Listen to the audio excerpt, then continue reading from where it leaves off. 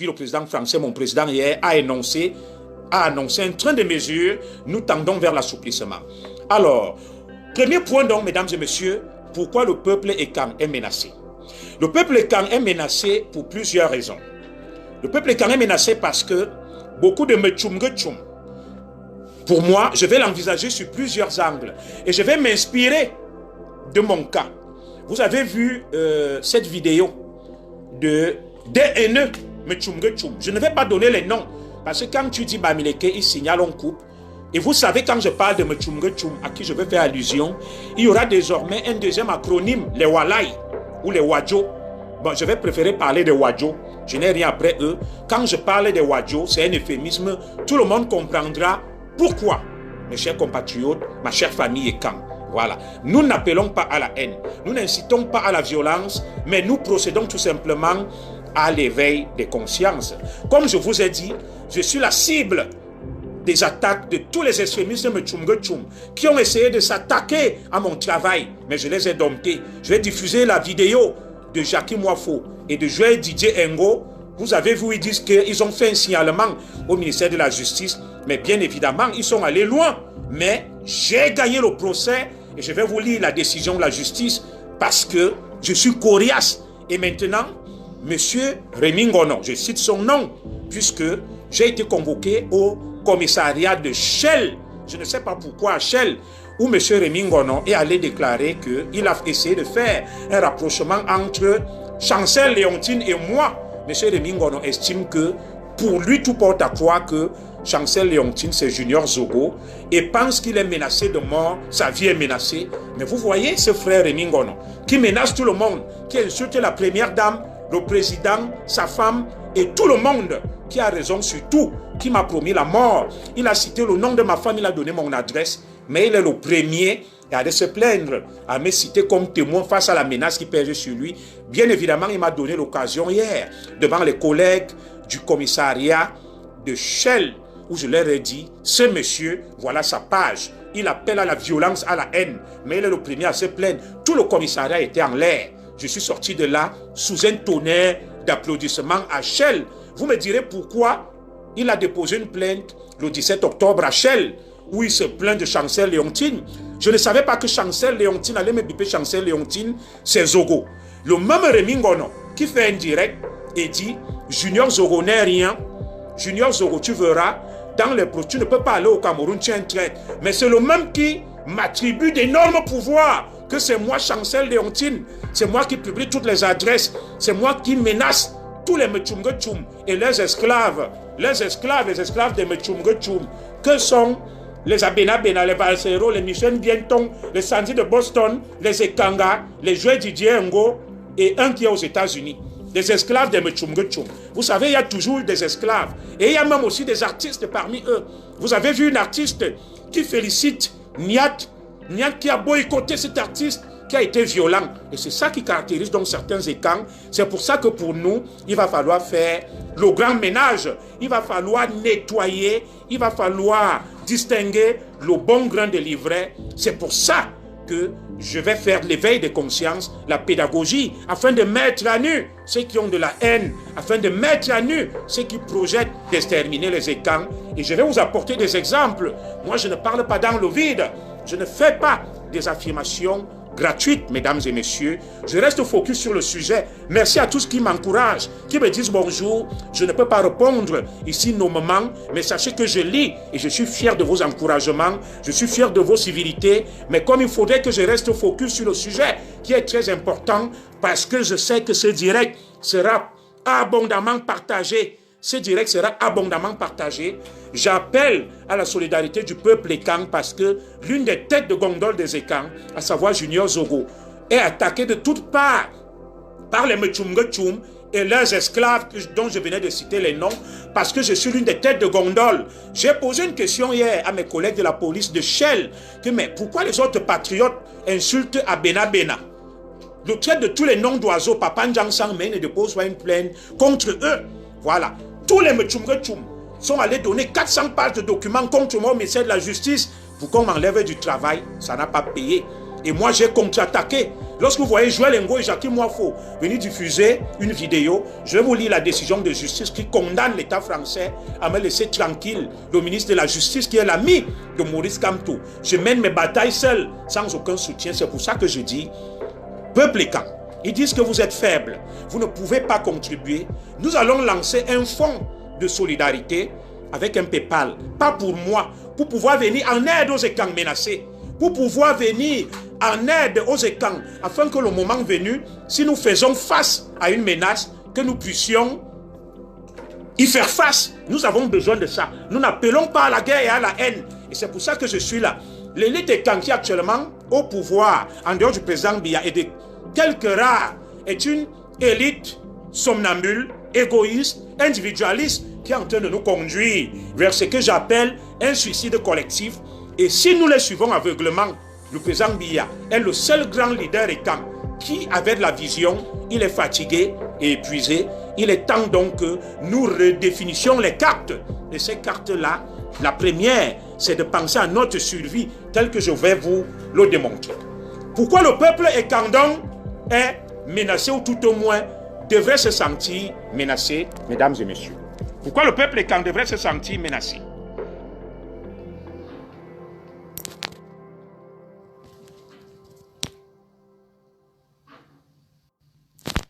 Pourquoi le peuple écang devrait se sentir menacé? Je vais vous le démontrer. Et je vais vous prier de mettre un maximum de cœur, parce que ce direct ne va pas leur plaire. Le peuple écang est menacé pour plusieurs raisons. La première raison, c'est que nos frères les Mechumgechum, quand je parle de Mechumgechum, c'est une espèce d'euphémisme pour ne pas être blessant et jugeant. Nos frères Mechumgechum pensent que leur tour est arrivé et que l'obstacle pour qu'ils accèdent au pouvoir, ce sont les écans. D'où donc cet affrontement que vous observez binaire entre les écans d'un côté et les Mechumgechum de l'autre. Donc pour les Mechumgechum, tant que les écans sont au pouvoir, leur rêve ne va jamais s'accomplir. Pourquoi ils ont les écans comme cible? Pourquoi ils ont les écans comme cible? Ils ont les écans comme cible parce que pour eux, le président actuel est écan. Vous avez vu, à l'époque de Baba Toura, les anciens savent qu'on appelle Baba Toura. Voilà. Les Bamileke, oh là là, j'ai beau éviter ce nom, mais il revient. Les Mechumgechum n'ont pas fait des écans les cibles. Les écans n'avaient aucun problème avec les Mechumgechum. La première menace qui pèse sur la communauté écan, c'est donc la suivante. Les Mechumgechum pensent que leur heure d'arriver au pouvoir a sonné. Et ce qui empêche aux Mechumgechum d'accéder au pouvoir, ce sont les écans. Je vais aller très vite pour qu'on ne coupe pas ce direct. C'est pour ça que nous aurons une course contre la montre. Vous devez mettre beaucoup de cœur. Parce que quand je parle, ils se mobilisent. Ils mobilisent la meute pour signaler mon direct, pour que vous ne soyez pas éclairés et édifiés. Donc je vais éviter d'utiliser certains mots. Parce que Facebook a ce qu'on appelle un algorithme. Et cet algorithme comptabilise les têtes de mort et les cœurs. Lorsque les têtes de mort sont au-dessus et les signalements, on interrompt le direct. Voilà. C'est pour ça donc qu'il va falloir mettre le maximum de cœur possible pour que notre direct tienne et qu'on aille jusqu'au bout, parce que j'ai des choses utiles à vous dire. Je suis un éveilleur de conscience redoutable qui fait peur. C'est pour ça qu'il y a cette levée de bouclier contre moi. Il ne s'attaque ni au ministre camerounais de la Défense, ni au délégué à la sûreté, ni au patron de service secret camerounais, ni au président Biya, ni à l'épouse du président Biya, ni à quelque autre dignitaire que ce soit. Mais toutes les plaintes des Mechumgechum sont orientées contre Junior Zogo. Je fais face à des plaintes qui sortent de toutes parts. C'est pour ça donc que je vais mettre en place un fonds de solidarité écan. Ce fonds sera destiné à venir en aide aux écans en difficulté pour faire face à la broyeuse, à la machine de guerre des Mechumgechum. Et de deux, ce fonds de solidarité de développement visera désormais à financer des projets en terre écan, des puits d'adduction d'eau, parce qu'on n'a rien à attendre de nos élites qui sont là. Ces élites sont égoïstes et individualistes, et tout ce qui compte pour elles, c'est leur ventre, c'est tout simplement leur famille. Donc le fonds de solidarité visera 3 objectifs à travers un PayPal. Et ceux qui pensent qu'ils peuvent contribuer Vous avez vu les autres, ils ont alimenté un fonds survival à 1 million d'euros. Ils se moquent de nous. Nous pouvons aussi. Yes, we can. Et ce fonds sera contrôlé. Nous allons lancer donc un PayPal qui sera baptisé Fonds de développement ECAN. Il aura 3 objectifs. Lorsqu'un ECAN comme moi est en difficulté, attaqué par les Mtchumgetchoum avec des procès partout pour que je puisse prendre des avocats, ou un autre ECAN. Deuxième finalité, ça sera de voler au secours des populations ECAN, c'est-à-dire ce que j'appelle le volet humanitaire de ce fonds. Et bien évidemment, le troisième volet sera des fonds dits de souveraineté en cas de menace contre la communauté ECAN pour que nous puissions nous défendre. Et pourquoi ce fonds? Nous mettons ce fonds sur pied parce que nous ne pouvons pas compter sur notre élite ECAN qui est là. Parce que c'est une élite individualiste, une élite égoïste, une élite méchante en dehors du président Paul Biya. Vous allez voir des ECAN en difficulté. Regardez. Pourquoi je fais face à des procès? Que je gagne, je n'ai pas peur. Parce que je parle pour la République, je défends la patrie, mais leurs enfants qui profitent de la République, ils se cachent, ils ne disent rien. Vous pensez qu'on me fait des procès, pourquoi? Non pas parce que je travaille au ministère de la Justice, non pas parce que je suis le plus beau, je m'habille bien, parce que le camp d'en face a ciblé des ECAN.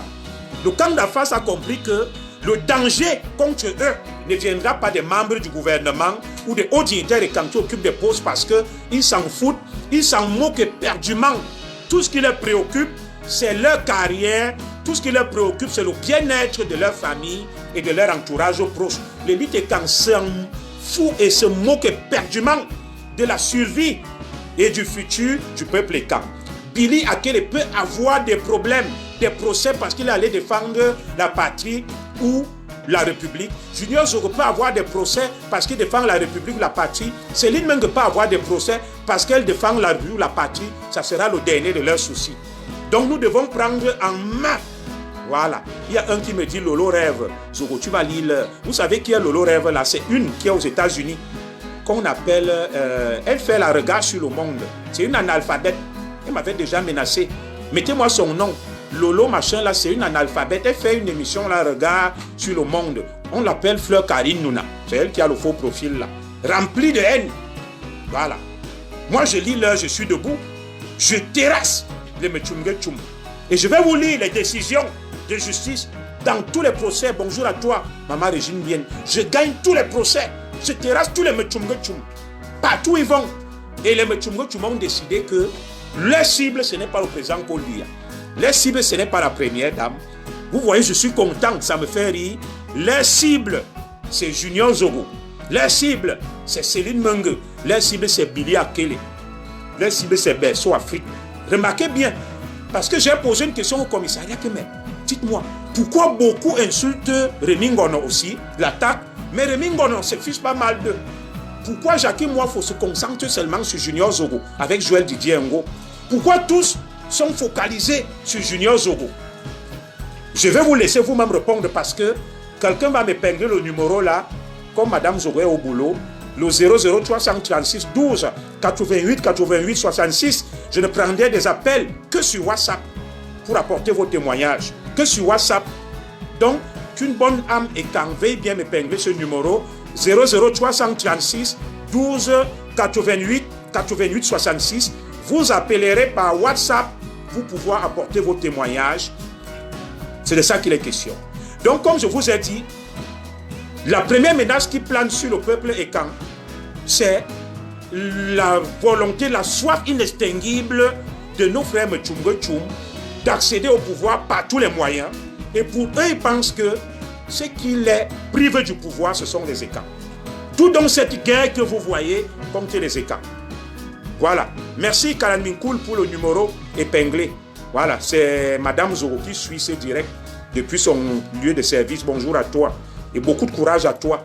Le numéro épinglé, vous ne pourrez appeler que par WhatsApp. Que par WhatsApp pour apporter des témoignages. Je ne prendrai aucun appel. J'ai d'ailleurs bloqué les appels directs que par WhatsApp, mesdames et messieurs. Et la deuxième menace donc qui pèse et plane sur la communauté ECAN, je n'ai pas dit que les Wadjo sont un problème pour nous, mais c'est le problème des Wadjo avec ce que j'ai appelé le spectre du 6 avril. Personne ne vous dira ces vérités que je vous dis. le spectre du 6 avril. Quand je parle du spectre du 6 avril, beaucoup me comprennent ici. Je ne monte pas les communautés contre les communautés, mais il y a ce qu'on appelle l'implicite, le non-dit, l'analyse des silences. Voilà. Nos frères Wadjo ont ce que j'appelle le mauvais souvenir du 6 avril 1984. Et vous avez des faits. Madame Ahidjo est toujours en exil. La dépouille de Baba Toura, son mari, est toujours en exil. Et ne me dites pas que beaucoup de Wadjo sont contents et fiers de ça. Non. Donc la deuxième menace, je n'ai pas dit que nos frères Wadjo sont une menace contre les Ekans. Je dis tout simplement que le spectre du 6 avril fait planer encore sur eux un goût amer contre les Ekans. Où beaucoup ont estimé que moi, j'analyse les faits froidement. Le 6 avril 1984, j'étais un gamin. Je n'ai pas participé à cette guerre, je n'ai rien à voir. Beaucoup de nos frères Wadjo estiment qu'ils ont été massacrés et exterminés par le pouvoir Ekan. Vous avez vu des exécutions en Balmayo de Saleh Ibrahim, de Issa Adoum et d'autres. Donc, beaucoup estiment que l'élite Wadjo a été exterminée par le pouvoir Ekan. Et il y a donc le spectre du 6 avril qui continue à planer sur la communauté Ekan. Ce que j'appellerais en langage cru des velléités de vengeance si jamais ils reprennent le pouvoir. J'analyse, je n'ai pas dit que c'est ce qui va arriver. Donc, première menace, la rage de Mechunge Tchoum d'accéder au pouvoir à des fins hégémoniques et par tous les moyens.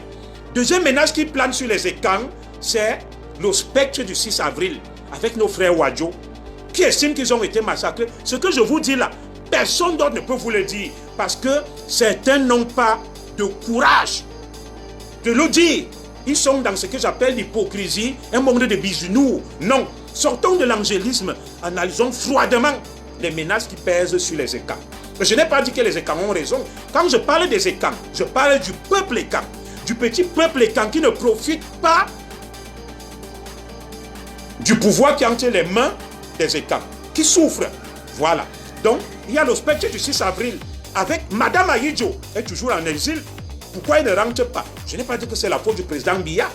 Elle ne rentre pas, certainement, elle a une colère. Je ne la juge pas, cette maman. Moi, j'analyse les faits froidement. Madame Ahidjo ne rentre pas. Pourquoi elle ne rentre pas? Je n'en sais rien. Des années après la mort de son mari, et la dépouille de son mari est toujours au Sénégal en exil. Les deux sont en exil. Madame Ahidjo et la dépouille de son mari. Et vous pensez que les Wadjo sont tous contents? Je ne pense pas. Mais ils ne le diront pas. C'est ça que j'appelle le spectre du 6 avril. Et il faut bien des gens comme moi pour analyser cela. Et la troisième menace qui pèse sur les Ekans, c'est certains Ekans eux-mêmes qui nourrissent la rancune et la rancœur contre leur propre peuple. Et parmi ces Ekans qui nourrissent la rancune et la rancœur, il y a les prisonniers de luxe qui sont à Kondengui. Comme les Edgar Alem Bongo, mon ennemi numéro 1, comme Jean-Marie Atangna Mabara, comme Polycarpe Ababa, comme Olangna, comme Atangna Kuna Basile et d'autres élites Ekans qui sont à Kondengui, qui trouvent qu'elles y sont injustement. Et ces élites Ekans-là sont une menace pour les Ekans parce qu'ils nourrissent la rancœur, la rancune contre leurs frères. Ils estiment qu'ils sont en prison pour rien. Ils estiment qu'ils sont en prison pour rien. Et ceux-là sont prêts à financer les Mechunge Tchoum. Ils le font d'ailleurs, beaucoup le font. Vous avez vu Sandy de Boston. Sandy de Boston a 3 comptes. Un compte à la HSBC, ça a été dévoilé par Chancel Léontine.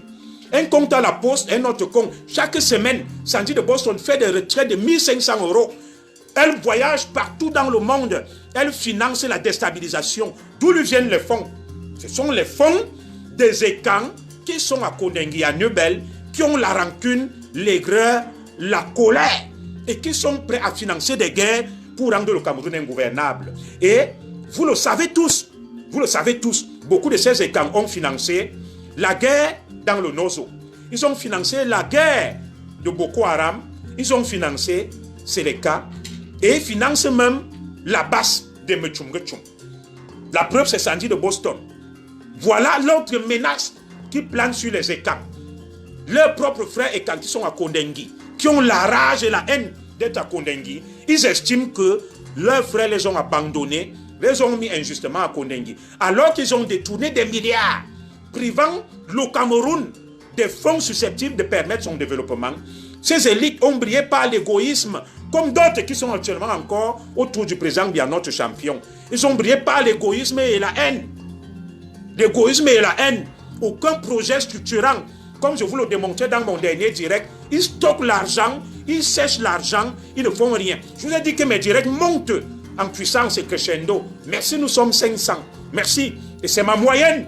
Et restez comme ça et partagez ces directs parce que ce que je vous dis, personne d'autre n'est à mesure de vous le dire. Personne d'autre n'est à mesure de vous le dire. Personne ne peut vous dire ce que je suis en train de développer et de démontrer là. C'est pour ça que beaucoup d'extrémistes m'en veulent.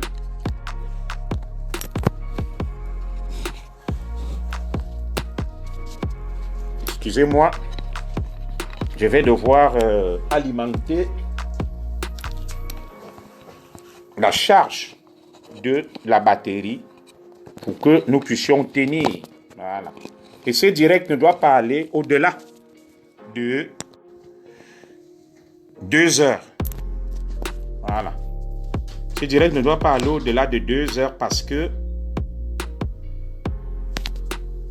il ne doit pas aller au-delà de 2 heures. Voilà. Parce que Facebook nous donne de fois 2h30, 3 heures. Et au bout de ça, hop, le direct est interrompu. Voilà. Excusez-moi, je suis en train de charger la batterie pour éviter des mauvaises surprises. Voilà.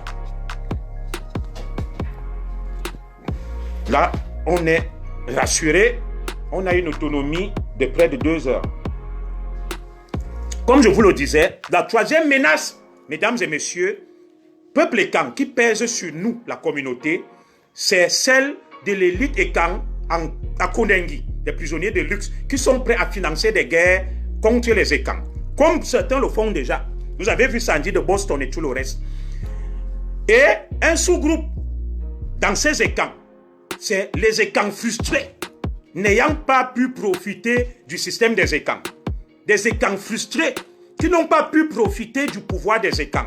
Et je vais vous le démontrer.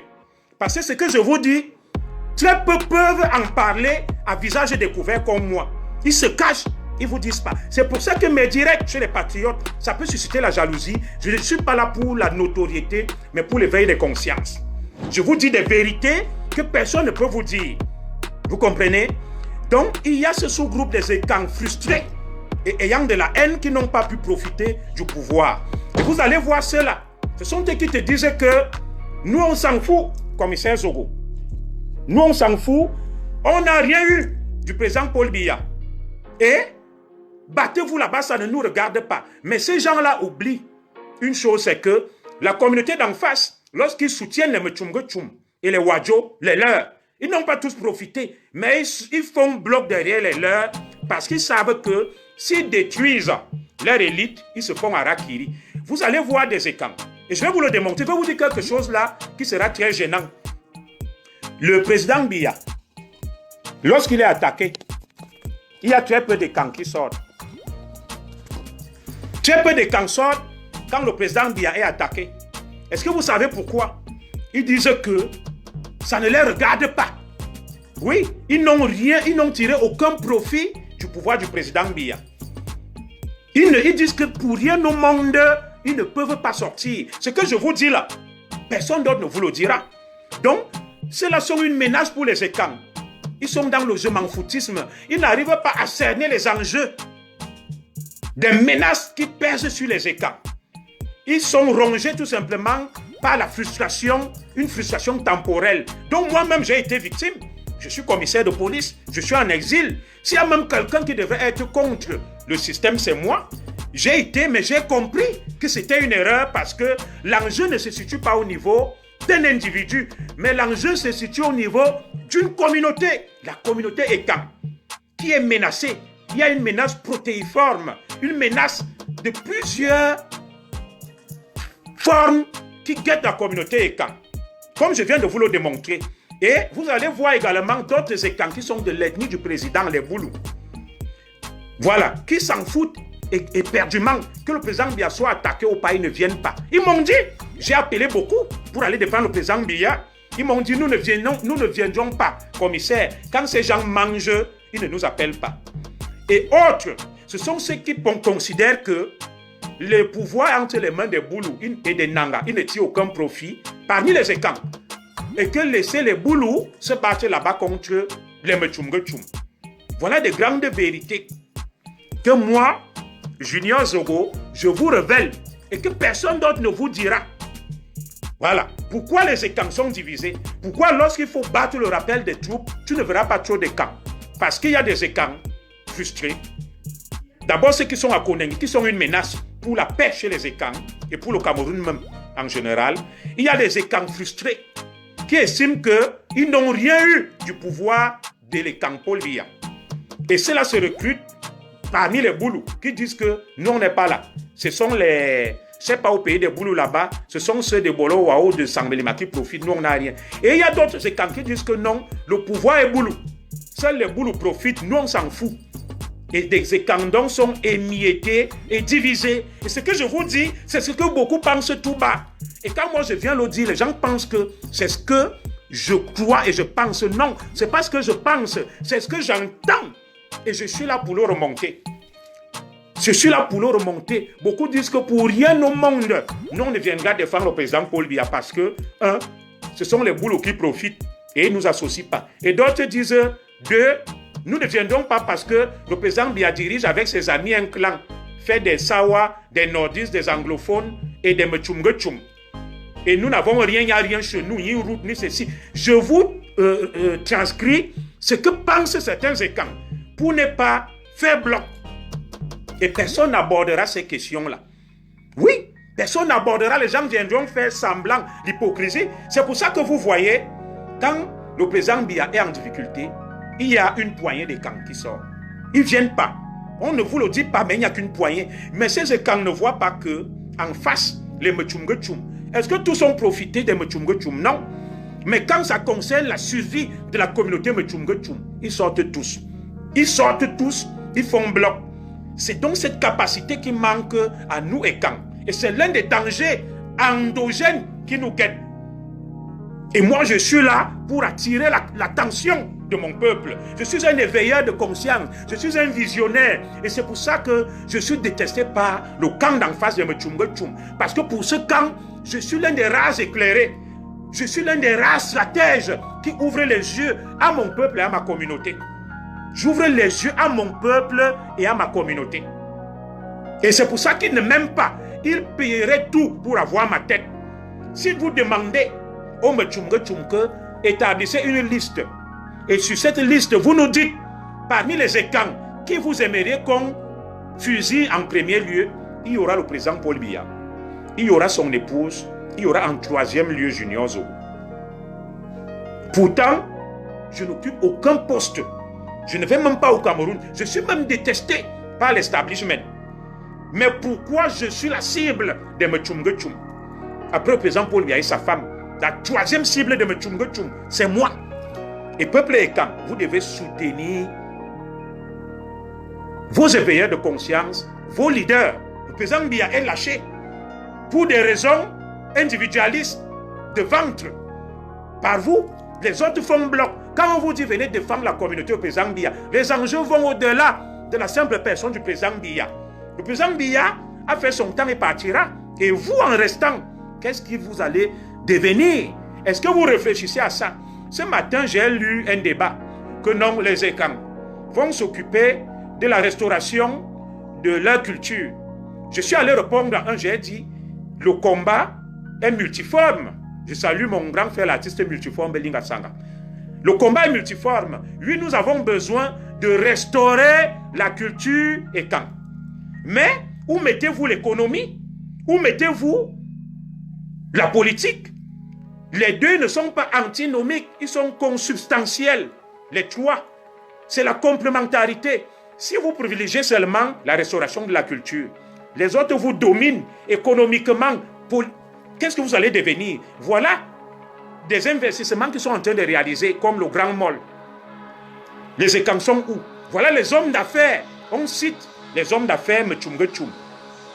On ne trouve pas 3 hommes d'affaires et quand, en dehors d'Amour ou Belinga Lozomloa. Mais quand quelqu'un va me dire que ce n'est que la culture, les sons, la politique, ne soutenez pas les élites. Moi, je ne soutiens pas les élites au pouvoir. Je soutiens le président Paul Biya parce que c'est un patriarche. Il a été mal entouré, il a été induit en erreur et il y a des traîtres parmi les écans qui veulent le ridiculiser pour aller négocier leur aliment.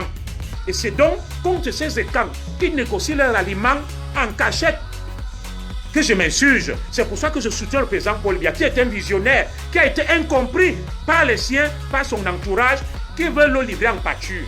Tout mon combat. Je ne soutiens pas la prédation, la corruption, l'immobilisme et l'incurie. Non. Je soutiens une vision stratégique à long terme pour éviter la disparition du peuple écan. Je sais qu'il y a beaucoup de hauts dignitaires qui sont incompétents, corrompus, égoïstes, individualistes. Ceux qui me font le procès que Zogo, tu soutiens le président Biya alors qu'autour de lui il y a des prédateurs. Non, je soutiens le président Biya parce qu'il a une vision et cette vision est avant-gardiste. Le président Biya est mal entouré, il est entouré de prédateurs, de courtisans qui ne sont là que pour une seule raison, voler, s'enrichir et qui ne pensent même pas au peuple et à leur communauté. Et moi j'ai perçu la menace de loin. Ayant perçu la menace de loin, j'ai réfléchi, j'ai dit, qu'est-ce que nous pouvons faire? D'où donc les options, le soutien de la décentralisation. Et si la décentralisation ne marche pas, après le président Biya, nous avons 2 options, soit le fédéralisme, soit l'indépendance des républiques écanes. Et je ne m'en cache pas. Et je suis pour l'option de ce que j'appelle l'indépendance des républiques écanes. Je vais te prendre après, docteur Jean Crépin Nyamsi. Je finis d'abord de dérouler, comment dirais-je là, mon exposé. Après, je te prends. Parce que j'ai gardé des amis là-bas qui me respectent. C'est un camarade de lutte, Jean Crépin Nyamsi, qui est un progressiste, qui veut le changement dans la paix. C'est un de mes élèves que j'ai formé. Et quand il défend ma cause, certains me tchoum s'énervent. Oui, je prône comme plan B l'indépendance des 3 régions écan. En cas de d'autres prônent le fédéralisme, c'est une option, et va vous démontrer les avantages et les inconvénients. Donc si la décentralisation portée et soutenue par le président Paul Biya échoue, après le président Paul Biya, malheureusement, nous, nouvelle génération et quand, nous n'aurons pas d'autre choix que d'opter soit pour le fédéralisme, soit pour l'indépendance totale, la séparation, la division. Et vous allez comprendre que l'éveil des écans, quand les écans se réveilleront, c'est mon livre qui va paraître, le réveil des écans. Vous avez réveillé un volcan endormi et la nouvelle génération s'est engouffrée dans la brèche. Mettez des cœurs. Vous voyez aujourd'hui